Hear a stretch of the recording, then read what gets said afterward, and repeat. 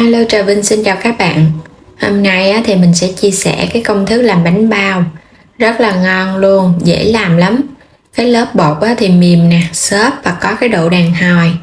Phần nhân bên trong thì đậm đà, một món bánh ăn sáng nè, rất là thích hợp luôn. Các bạn có thể làm để dành mình ăn từ từ cũng ngon nữa nha. Bây giờ thì mời các bạn mình cùng xem. Đầu tiên thì mình chuẩn bị ở đây 400g thịt nạc vai heo xay ra, hành tím và tỏi, nửa cái củ cà rốt, nửa cái củ sắn nha, hay là củ đậu á, tất cả mình gọt vỏ cho sạch. Nấm mèo mình ngâm nước cho nở ra khoảng 2 tay nhỏ nhỏ, vài cái cọng hành lá nữa. Rồi bây giờ sẽ xắt củ sắn. Củ sắn này các bạn có thể xắt hạt lựu, hoặc là mình xắt ra mình đem đi xay, rồi cho vào trong cối cà rốt nè. Xay cũng nhanh lắm, mình xay một chút là nó nhuyễn à. Xay xong thì các bạn để nó ra một bên. Củ sắn mình cũng xay luôn, tại vì mình xay một chút xíu nữa phần nhân nó quyện hơn.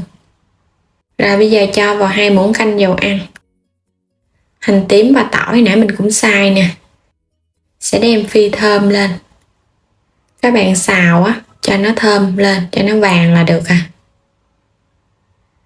Hành tím và tỏi vàng thì cho thịt vô xào. Mình sẽ xào phần nhân thịt nó săn và nó thơm lên vậy là được. Các bạn sẽ cho 2 loại củ vô. Mình xay thì phần nhân nó nhuyễn. Nấm mèo mình cũng cho vào cùng luôn ha. Các bạn xào với lửa lớn cho nhân nó khô ráo. Mình sẽ nêm vào trong đây 1 muỗng canh hạt nêm, 1 muỗng canh đường, 1 muỗng canh dầu hào. Xóc đều lên cho gia vị nó quyện đều vào trong nhân. Gia vị này mình nêm là nó vừa ăn luôn á. Rồi bây giờ các bạn cho tiêu xay, cho thêm hành lá vô, đảo sơ nữa là được rồi. Mình tắt bếp, phần nhân nó sẽ khô vậy nè. Phần bột thì mình chuẩn bị ở đây là bột đa dụng, hoặc là bột mì cái hiệu này, hoặc là các bạn dùng cái loại bột mì số 8 cũng được luôn nha. Mình sẽ pha 2 loại luôn. Nếu mà các bạn không tìm được cái bột Ngọc Lan thì mình dùng bột đa dụng và bột số 8. Và bên đây là 6g men. Men này là men ngọt men làm bánh mì, các bạn tìm mua trong những tiệm tạp hóa. Và 4 muỗng canh đường, 320ml nước lá dứa xay ra. Rồi bây giờ cho đường vô cái thau. Các bạn cho men vô luôn. Mình trộn sơ nha. Men này nếu mà lường bằng muỗng thì các bạn lường 1 muỗng cà phê vung là 5g Mình trộn đều lên với nước lá dứa.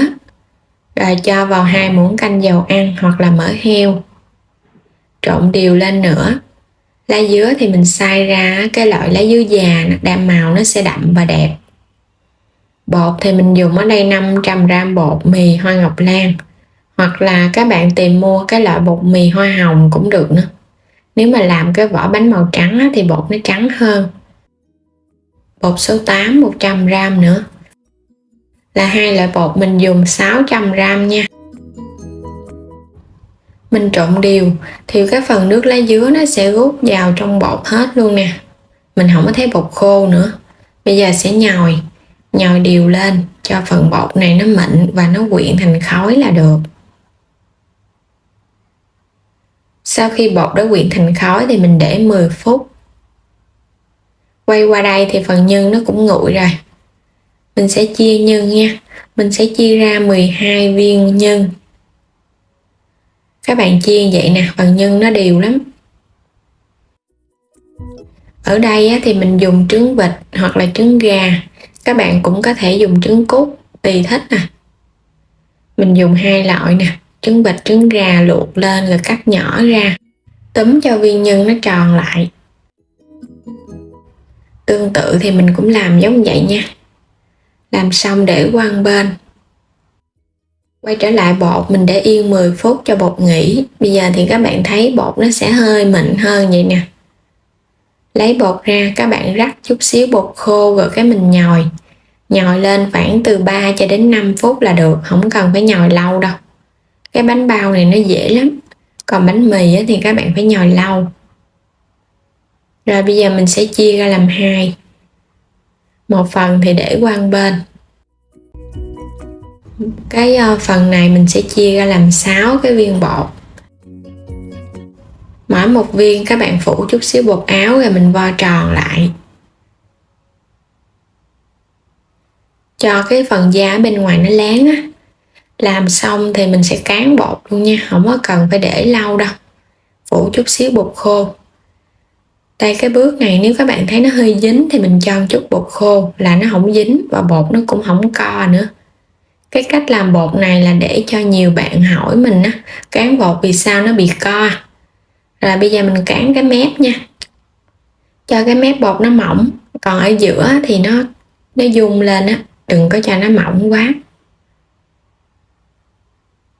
Cán cho xung quanh nó mỏng là được à. Rồi, vậy là được rồi nè. Cái bề láng thì mình cho ra ngoài nha. Cho viên nhân vào giữa. Các bạn sẽ xếp từng mép bột nè. Mình xếp lại từng mép thì chút nữa ra cái bánh nó sẽ đẹp. Cái cách gói này là mình thấy đơn giản nhất và mình làm từ từ nè. Các bạn có thể làm theo nha. Cái mối cuối cùng thì mình sẽ xoay cái bánh cho nó tròn lại thì cái mối cuối cùng nó sẽ đẹp. Túm đều cái mép ở bên trên nha, để khi mình hấp lên á, bánh không có bị bung mép. Rồi lót miếng giấy ở dưới nè. Gói xong thì mình để nửa tiếng. Quay trở lại phần bánh, hồi nãy giờ mình để nửa tiếng rồi. Cái bánh nào mà mình gói trước thì sẽ đem đi hấp nha. Còn 6 cái bánh còn lại thì chút mình hấp sau. Khi mà bột các bạn ủ xong thì mình thấy cái bánh nó nở nè, cái cánh nó nở đều ra và nó có cái độ đàn hồi. Vậy là được rồi. Sẽ chất vô trong nồi đem đi hấp. Và cầm lên đó, các bạn cảm nhận cái độ mềm của bánh, nó xốp á, nó nhẹ tay. Bắt sẵn nồi nước sôi. Nước đã sôi thì mình hấp lửa trung bình 12 phút. Đúng thời gian thì các bạn tắt bếp rồi mình mở nắp nhẹ ra nha. Bánh nở đều, đẹp. Cái tay nó cũng nở đều nè, mịn màng. Sẽ chất cái bánh này ra. Rồi mình đem cái sửng bánh tiếp theo đi hấp. Bánh mình đã hấp xong 12 cái bánh. Mỗi cái một đợt hấp thì các bạn hấp 12 phút với lửa trung bình là được. Bánh rất là ngon luôn á, cầm lên nó có cái độ xốp và cái màu tự nhiên từ lá dứa. Xanh cũng đẹp mắt nữa. Có độ đàn hồi ha. Bóng.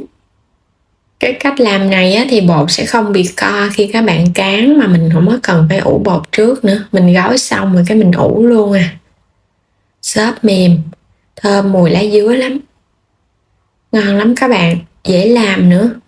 Mình thấy cái công thức này ai cũng có thể làm thành công cái bánh bao ngon luôn. Bánh mà lột da được thì bánh bao mới thành công. Thường ăn bánh bao thì sẽ lột với cái lớp da đó bỏ đi, mình chỉ ăn ở bên trong thôi à. Làm bánh bao mà xốp mềm nè, cầm lên nó nhẹ tay và cái lớp da các bạn lột được thì bánh nó hoàn hảo rồi. Đến đây thì mình cảm ơn các bạn đã theo dõi hết video này nha. Vui lòng đăng ký kênh, chia sẻ những video ủng hộ mình. Xin chào và hẹn gặp lại các bạn ở video tiếp theo.